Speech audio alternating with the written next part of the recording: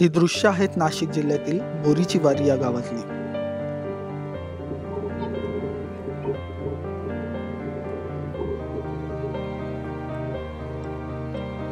नाशिक जिल्ह्यातील पेठ तालुक्यात असलेल्या बोरीची वारी गावात पाणी टंचाईचं संकट इतकं तीव्र आहे की महिलांना पाण्यासाठी अक्षरशः जीव धोक्यात घालावा लागतो।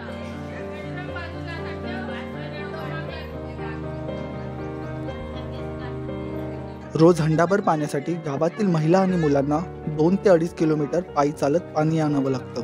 पाण्याच्या टंचाईमुळे एका महिलेने थेट कोरड्या पडलेल्या विहिरीत उतरून तळामधील थोडंफार पाणी गोळा करण्याचा प्रयत्न केला। या संपूर्ण घटनेचा अस्वस्थ करणारा व्हिडिओ सध्या सोशल मीडियावर व्हायरल होत आहे।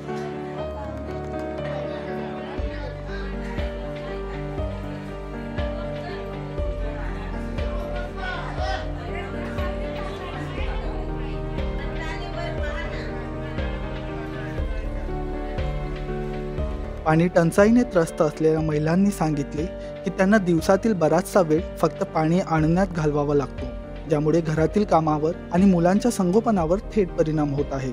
ये तो हमारी समस्या है। हमको कुछ काम भी नहीं, अब दो तीन महीने से हम कुछ काम भी नहीं करते, खाली पानी लाते हैं इधर से उधर से, एक हांडा पानी लाने का और हमारे बच्चों को बना के खिलाने का, यही काम करते हम। हाँ, दिन भर वही काम करते हम।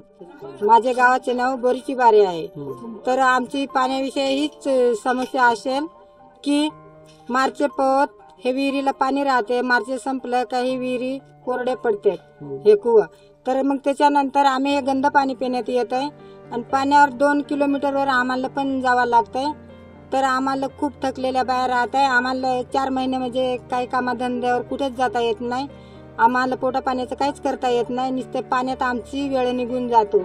आणि विकत जरी पाणी घ्यायचं ठरलं तर 200 लिटर पाणी हे 60 रुपयाला भेटतंय, तर मग ते पण पाणी आम्हाला परवडत नाही का, तर टायमावर 60 रुपये आमच्याकडे राहत नाही।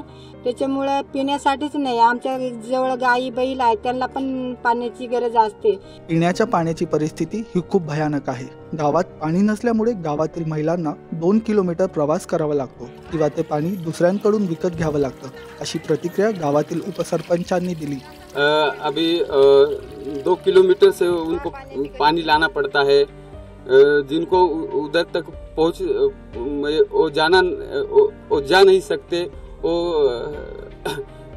कोई दूसरे के पास से पैसा लेके 60 रुपये और जो आप टिप बोलते हैं ना वो खरीद लेते हैं। हाँ, पूरी तरह से गंदा है ना। हाँ, मजबूरी में पानी पीना पड़ता है, कोई किसी के पास पैसा नहीं रहता है तो वो पानी, हाँ, तो पानी पीना पड़ता है। हाँ, हम लोग उसको टिशेल का थोड़ा ये कर देते हैं। नाशिक जिल्ह्यातील ग्रामीण भागात दुष्काळाची परिस्थिती काही नवीन नाही। दरवर्षी इथल्या ग्रामस्थांना या भीषण पाणी टंचाईचा सामना करावा लागतो। एकीकडे राज्यातील लाडक्या बहिणींना काही योजनांच्या अंतर्गत निधी दिला जातो, तर दुसरीकडे त्याच लाडक्या बहिणींना हंडाभर पाण्यासाठी जीव मुठीत घेऊन भर उन्हात कित्येक किलोमीटरचा प्रवास करावा लागतोय। अभिषेक कुमरे, लोकसत्ता.com, नाशिक।